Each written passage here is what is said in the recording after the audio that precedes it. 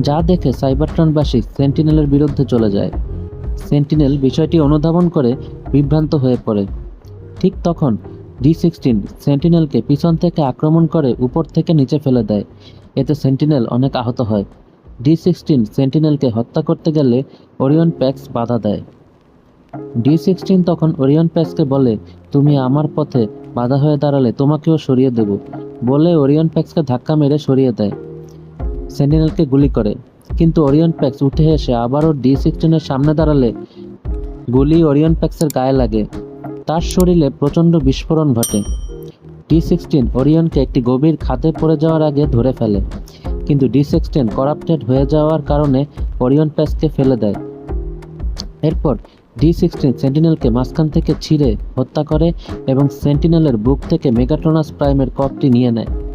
ডি-16 তার অনুসারীদের কাছে তার নতুন নাম দেয়